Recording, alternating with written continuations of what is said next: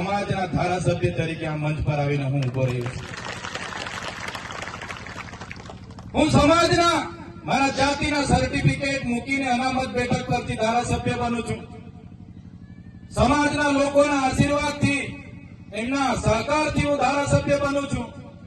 ત્યારે આ મંચ પરથી કહેવા માંગુ છું, જ્યાં પણ અમારા સમાજ સાથે અન્યાય અત્યાચાર થશે, અમારી માતા બહેનો સાથે અન્યાય અત્યાચાર થશે, અમારા ખેડૂત, અમારા યુવાન સાથે અન્યાય અત્યાચાર થશે, રાતે 12 વાગે પણ ફોન કરશો, રાતે 12 વાગે પણ આ બધા આગેવાનો ત્યાં હાજર થઈ જશે. આ મૂળ માલિકની હાલત મજૂર બનાવીને આ સરકારો મજૂરી જ કરાવવા માટે કરે છે. આજે તમે જોઈ લો, આપણે મૂળ માલિક મધ્યપ્રદેશથી સરપંચો પણ અહીંયા ઉપસ્થિત છે.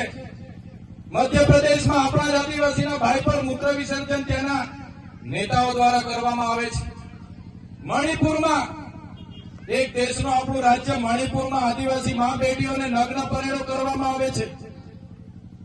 આપણે કેવડિયામાં 2 યુવાનોને બાંધીને મરી જાય ત્યાં સુધી મારવામાં આવે છે. ત્યારે કોઈ નેતા આપણે વચ્ચે બોલવા માટે આવતું નથી. અહીંયા મોટા મોટા પ્રોજેક્ટોમાં પાણીના ભાવે જમીનો લઈ લેવામાં આવે છે.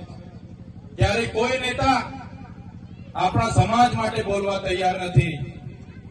ત્યારે હવે આપણે બધા એવી જાગૃતિ આપણા વિસ્તારમાં લાવવાની છે. કોઈ પણ પાર્ટીનો વ્યક્તિ ઉભો રહે, અમને વાંધો નથી, પણ તમારો પ્રતિનિધિ તમારા સંસદમાં, તમારી સંસદમાં કે તમારી વિધાનસભામાં આપણા લોકોનો અવાજ બને એવા વ્યક્તિને આવનારા ભવિષ્યમાં ચૂંટીને મોકલશો. તે જ દિવસે આપણો અવાજ ત્યાં ગુમશે. બાકી આપણું કોઈ વેલી થવાનું નથી. સાથીઓ, આજે જનજાગૃતિ એટલા માટે જ આપણે કરવી પડે છે.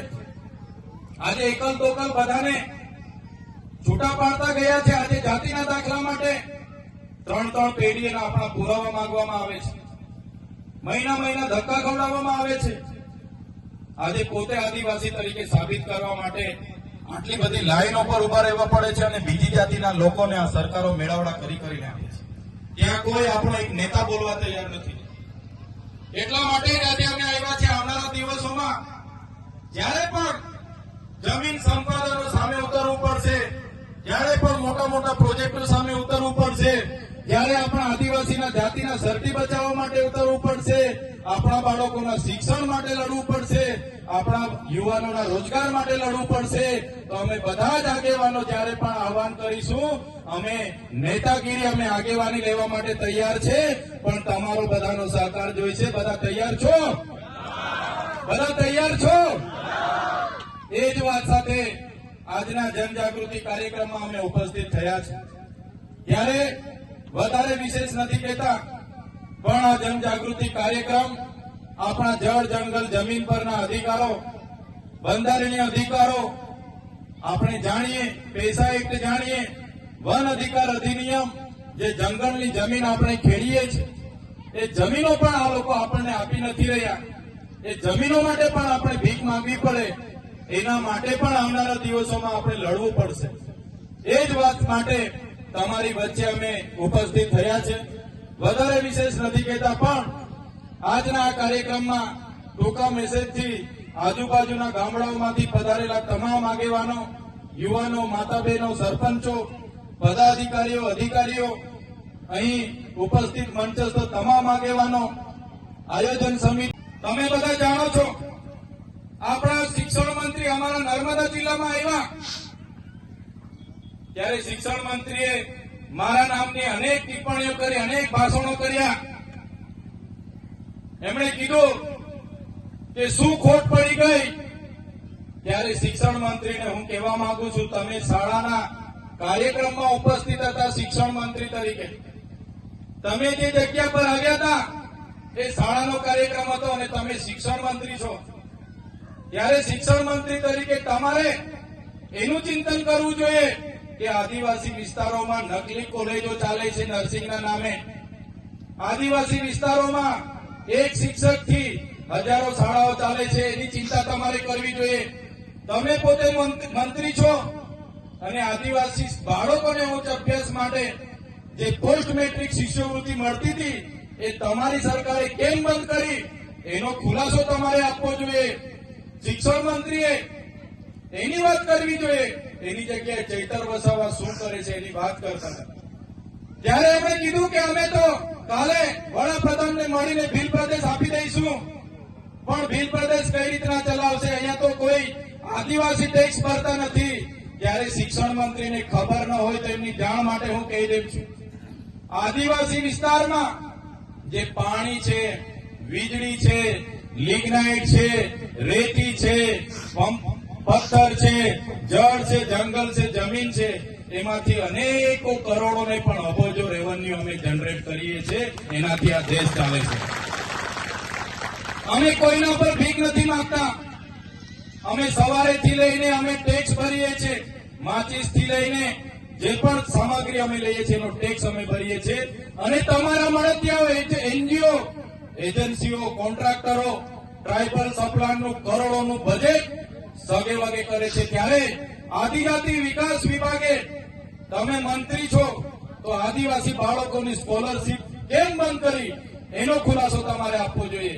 3 વર્ષથી વડોદરાની એમએસ યુનિવર્સિટીના વાઇસ ચાન્સલર બોગસ સર્ટિફિકેટના આધારે નોકરી કરતા હતા, હમણાં પકડાયા છે, એનો ખુલાસો તમારે આપવો જોઈએ. પણ તે આપી નથી શકતા અને હવામાં ફાંકા ફોજદારી કરે છે. ત્યારે ભીલ પ્રદેશ અમે કાલે આપી દેવાની મોટી મોટી વાત કરતા હતા, ત્યારે આપણા સમાજના એ પાર્ટીમાં રહેલા નેતાઓને કહેવા માંગુ છું, તમારી સરકાર અને તમારા સંગઠનમાં તો તમારું કંઈ ઉપજતું નથી. અહીંયા આવીને ફાંકા ફોજદારી કરવાનું છોડી દો, આ સમાજ માટે કંઈ કરો. તે દિવસે આ સમાજને સિંચાઈનું નર્મદાનું પાણી મળશે, આ વિસ્તારમાં સારું શિક્ષણ તમે અપાવી દેશો, આ વિસ્તારના બાળકોની સ્કોલરશીપ ચાલુ કરી દેશો, બોગસ કોલેજો પર કાર્યવાહી કરશો, ખોટા સર્ટિફિકેટો લઈને લાખો લોકો નોકરીઓ પર છે એમના પર કાર્યવાહી કરશો. અને જે દિવસે તમે જો અમારી સરકારમાંથી અમને અલગ ભીલ પ્રદેશ અપાવી દેશો, એ દિવસે અમે તમારો પીઠ થબડીશું ને તમારી સાથે ઉભા રહીને તમારા વખાણ કરીશું, પણ તમે અમને ભીલ પ્રદેશ અપાવી દો. સાથીઓ, આજે મને અહીંયા આમંત્રણ મળ્યું. આપણી આદિવાસીની 27 અનામતની બેઠકો છે, જેમાં આદિવાસી લડી શકે, એ કોઈ પણ પાર્ટીમાંથી લડીને જીતી જાય. આજે 27 ધારાસભ્ય આપણા આદિવાસીઓ વિધાનસભામાં બેસે છે. પણ આટલી મોટી સમસ્યાઓ વર્ષોથી આપણી ચાલે છે, તો તે ડબલ એની જમીનો બધી દાહોદ હોય, મહીસાગર હોય, પંચમહાલ હોય, કેવડિયા હોય, નર્મદા હોય, આ સરકારના અધિકારીઓ શ્રી સરકાર કરીને બધા એમના મળતિયાઓને આપી દે છે. એક પણ નેતા આદિવાસીઓની જમીનો માટે, એક પણ નેતા આદિવાસીઓના શિક્ષણ માટે, એક પણ નેતા આદિવાસીઓના આરોગ્ય માટે બોલવા તૈયાર નથી. બધાને પોતાની ટિકિટોની પડી છે. જ્યારે પાર્ટી ઊંચી આંગળી કરવા ગઈ ત્યારે ઊંચી આંગળી કરે છે.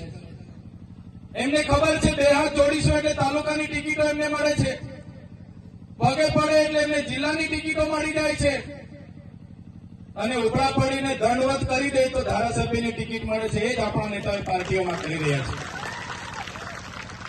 આજે હું તમારા મંચ પર આવ્યો છું. આઝાદીના 78 વર્ષ વીતી ગયા છે. વિકાસની મોટી મોટી વાતો થાય છે, અમૃત મહોત્સવો થાય છે, રથયાત્રાઓ નીકળે છે, પણ આજે પણ આદિવાસીઓની પરિસ્થિતિ, આજે પણ આદિવાસી આ મૂળ માલિક, જેને સુપ્રીમ કોર્ટ કહે છે, જેને ઇતિહાસ કહે છે કે આદિવાસી એનો મૂળ માલિક છે, આટલી બધી સંપત્તિ આપણા પર છે. આ વિસ્તારમાં જળ, જંગલ, જમીનો પરના અધિકારો આપણા છે. અનુસૂચિત 5 વિસ્તાર છે, પૈસા 1 લાગુ છે. આટલી મોટી સંપત્તિ, પાણી આપણી પાસે છે, વીજળી આપણી પાસે છે, રેતીની ખાણો આપણી પાસે છે, લિગ્નાઇટની ખાણો આપણી પાસે છે, ખનીજો આપણી પાસે છે, પથ્થર આપણી પાસે છે, જળ, જંગલ, જમીન આપણી પાસે છે. છતાંય આજે આદિવાસીને, મૂળ માલિકને આ સરકારોએ મજદૂર બનાવી દીધો છે. આજે શિક્ષાથી વંચિત છે, આપણે પાણીથી વંચિત છે. આજે પણ આપણા બાળકોને ભણાવવા માટે શિક્ષકોના આંદોલનો કરવા પડે, શાળાઓના આંદોલનો કરવા પડે, પીવાના પાણીના આંદોલનો કરવા પડે, સિંચાઈના આંદોલનો કરવા પડે. ત્યારે ક્યાં સુધી આંદોલનો કરતા રહીશું?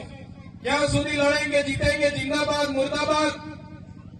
સરકાર મુર્દાબાદ ક્યાં સુધી કરતા રહીશું, એટલા માટે આજે જનજાગૃતિની મીટિંગ કરી છે. અને આ મીટિંગો સાથે સરકારોને કહેવા માંગીએ છીએ, જો સરકારો આદિવાસીઓનો વિકાસ નથી કરવા માંગતી તો આવનારા દિવસોમાં દેશનું 29મું રાજ્ય અમને ભીલ પ્રદેશ આપી દો, અમે અમારો વિકાસ કરી લઈશું. ભીલ પ્રદેશ આપી દો અમને, આદિવાસીઓને સ્વાયત્ત રાજ. અમારી રાજધાની અમે કેવડિયા બનાવીશું. અમારી પાસે પાણી છે, અમારી પાસે લિગ્નાઇટ છે, રેતી છે, પથ્થર છે, ઝાડ અને જંગલ છે. અમે રેવન્યુ ઉભું કરી લઈશું અને અમારો વિકાસ કરી લઈશું.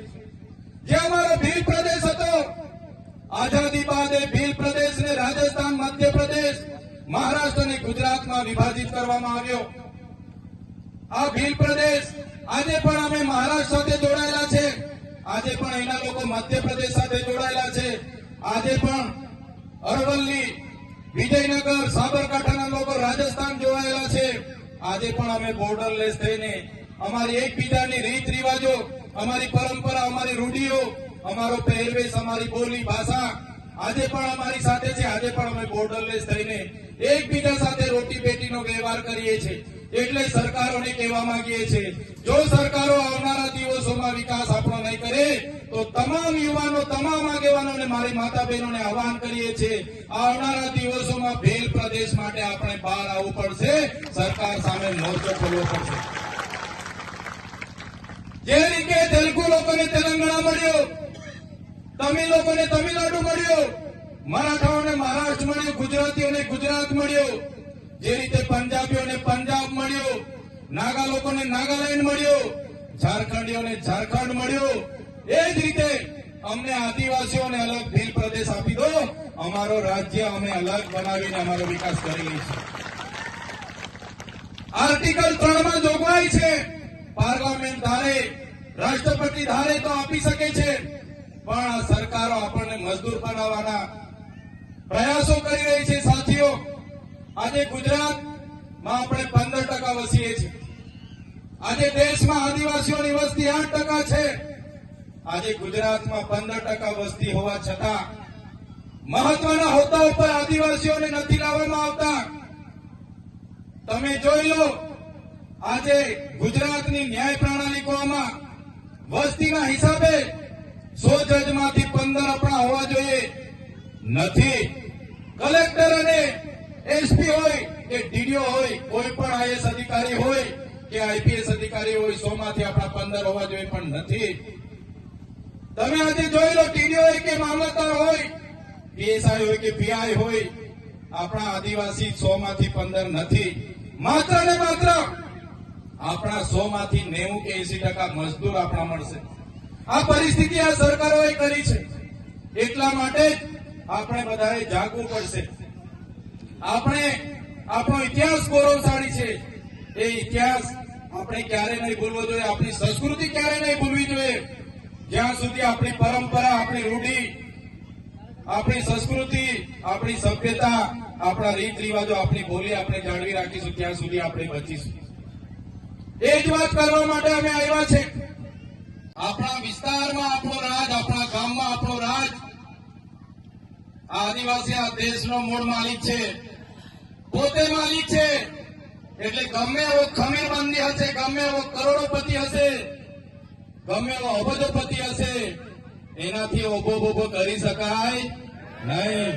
પણ આપણો ગામનો આદિવાસી આજે પણ ઓબો કરીને પોતે સ્વતંત્ર છે, પોતે આ દેશનો, આ ગામનો માલિક છે, સાબિત કરે છે. આ અબુમાં દેશું, અબુમાં રાજ. આદિવાસી આ દેશનો માલિક છે. એ ચૈતર વસાવા નથી કહેતા, દેશની સુપ્રીમ કોર્ટ કહે છે.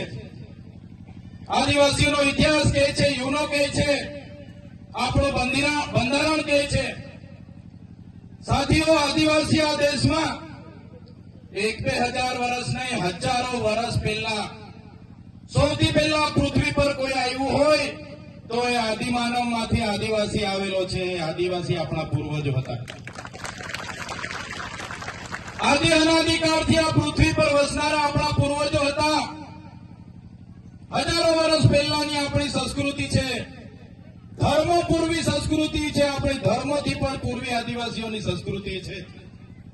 તમે મોહેન્જો-દડો હડપ્પાની સંસ્કૃતિનો અભ્યાસ કરી લેજો, તમે સિંધુ ખીણની સંસ્કૃતિનો અભ્યાસ કરી લેજો. એ સંસ્કૃતિ અને સભ્યતા એ આપણા આદિવાસીઓની સંસ્કૃતિ હતી. એ આપણા પૂર્વજો હતા.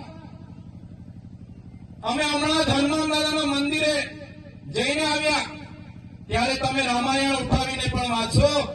રામાયણમાં પણ જે હનુમાન દાદા અને ભીલડી સભરીની જે વાત આવે છે, નિષાદ રાજાની જે વાત આવે છે, એ આપણા આદિવાસી આપણા પોતાના પૂર્વજો હતા. તમે મહાભારત ઉઠાવીને વાંચશો, એમાં એકલવ્યની જે વાત આવે છે એ આપણા પૂર્વજ હતા. એવી જ રીતે આપણા નાના મોટા રાજા રજવાડા હતા, કબીલા હતા. આદિવાસીઓ સ્વતંત્ર હતા. ધીરે ધીરે આપણા આ આદિવાસીઓ પર બહારના લોકોના આક્રમણ થયા. પોર્ટુગીઝો આવ્યા, ડચ આવ્યા, હુણો આવ્યા, અંગ્રેજો આવ્યા, સ્પેનિશો આવ્યા, મુગલો આવ્યા, આર્યો આવ્યા અને ધીરે ધીરે આપણા કબીલા નષ્ટ થઈ ગયા. બીજા લોકોએ અંદરો અંદર લડાવીને આદિવાસીઓને ખતમ કરી નાખ્યા. ત્યારે સાથીઓ, તમે મહારાણા પ્રતાપનો ઇતિહાસ પણ વાંચી લેજો. જ્યારે મહારાણા પ્રતાપ પર મુગલો અકબરે જ્યારે આક્રમણ કર્યું, અકબરની સેના આખો કિલ્લો ઘેરીને બેઠી હતી, ત્યારે મહારાણા પ્રતાપ સાથે પોતાના ભાઈ પણ નહોતા. ત્યારે પૂંજા ભીલ પોતાની આખી ફોજ લઈને ગયા. એ આપણા પૂર્વજો હતા. તમે મહારાણા પ્રતાપ પછી તમે શિવાજી મહારાજનો ઇતિહાસ વાંચો તો દુધા ભીલની આખી જે ફોજ શિવાજી મહારાજ સાથે હતી એ આપણા પૂર્વજો હતા. એમાં તો કેટલાય યુદ્ધો થયા. જ્યારે અંગ્રેજોનું પૂરા વિશ્વ પર રાજ હતું, જ્યારે અંગ્રેજો વિશ્વના 50% દેશો પર રાજ કરતા હતા, ત્યારે બ્રિટિશો સામે સૌપ્રથમ જો ક્રાંતિ થઈ હોય તો એ સંભાલની ક્રાંતિ. 1857 પહેલા પણ જે ક્રાંતિ થયેલી સંભાલની ક્રાંતિ, એ આપણા આદિવાસીઓ અંગ્રેજો સામે સૌપ્રથમ યુદ્ધ પોકાર્યું હતું. તમે તાત્યા ભીલ, ખાચર નાયક, બિરસા મુંડા, ઝલકારી ભાઈ જેવા તમામ ક્રાંતિકારીઓનો ઇતિહાસ વાંચો તો સૌપ્રથમ લડનારા અંગ્રેજો સામે આપણા પૂર્વજો હતા. ગુરુ ગોવિંદગીરી, એમનો ઇતિહાસ વાંચો. 17/11/1913 એમણે માનગઢમાં સમસભા રાખી.